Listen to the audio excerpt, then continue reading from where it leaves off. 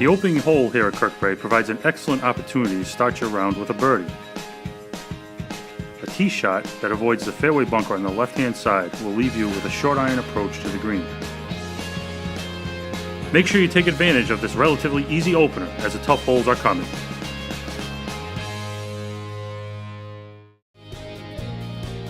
A well-placed tee shot at the par 4 second will give you another great chance for birdie.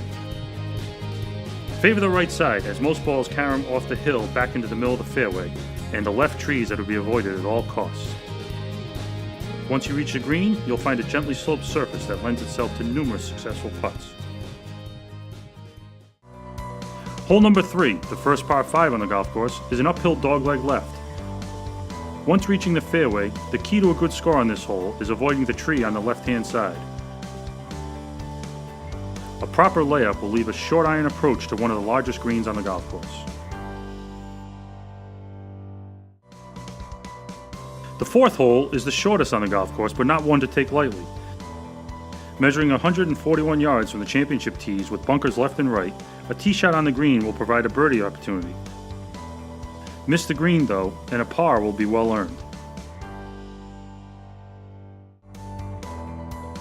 The most difficult driving hole on the golf course is the par 4 fifth. The landing area canters sharply to the left, so a layup off the tee is not totally out of the question.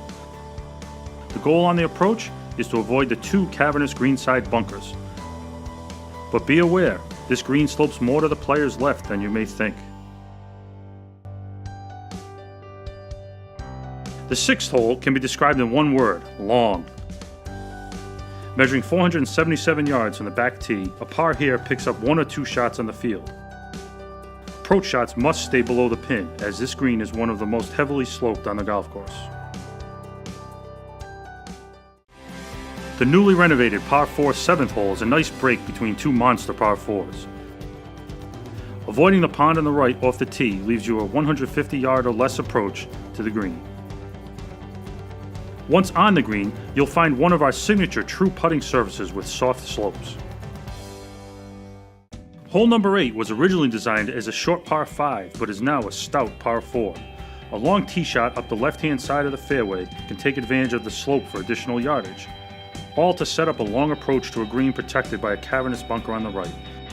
4 is a fantastic score on this hole, and a 5 isn't bad either. The final hole of the outward 9 is our second par 3. There is no shame in bailing out to the right fairway to avoid the gigantic front bunker. The large, undulating green will add intrigue to any match closing out the front side. The back 9 opens with the ultimate risk-reward hole. A well-placed tee shot over the hill can end up on the green with a putt for eagle. A more conservative tee ball in the fairway will leave a short approach to a tabletop green. Either way, this short par 4 is an excellent scoring opportunity. The scoring opportunities continue on hole 11 with a downhill tee shot to a generous fairway.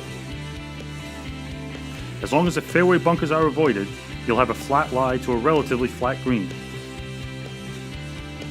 The birdie opportunities are starting to run out, so make sure you take advantage now. The par 5 12th is your best opportunity for a birdie on the inward 9.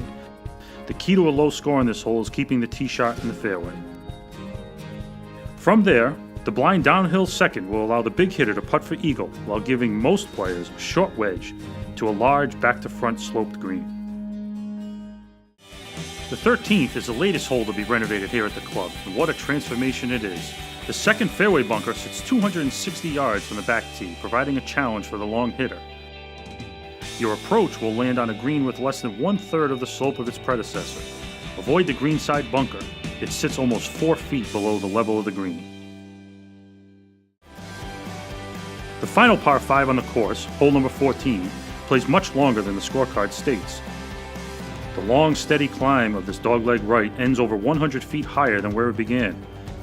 Out of bounds follows the left side throughout the hole, which ends at a flat, shallow green. Once you reach the green, turn around for a tremendous view of the Blackstone River Valley. The 15th is considered Kirkbrae's signature hole. Playing to yardage that vary from 200 to 120 yards, this downhill par 3 is a true beauty. A tee shot that avoids the two greenside bunkers will leave the player with a makeable putt for birdie. Hole 16 is tailor-made for the thinking golfer. A long iron or fairway off the tee leaves a short iron to the green, or test the tree line with a driver and be rewarded with a short pitch to the green of this par 4. Whichever the player chooses, keeping the approach below the cup is vital on this sharply sloped putting surface. The final par 3 in the course is the brutish 17th, measuring over 220 yards from the back tees with a green well protected by 3 greenside bunkers. Any par on this hole is extremely well earned. This green is sloped back to front with 2 distinct tiers. A 3-putt may await the player whose tee shot settles on the wrong one. On the tee at 18, you see the clubhouse in the distance as your final destination. Between you and it, though, is a long par 4 that predominantly plays into the northerly wind. For most players, this truly is a 3-shot hole, with the largest green on the course awaiting the approach shot. A 4 or even a 5 on this hole will be sure to bring you back.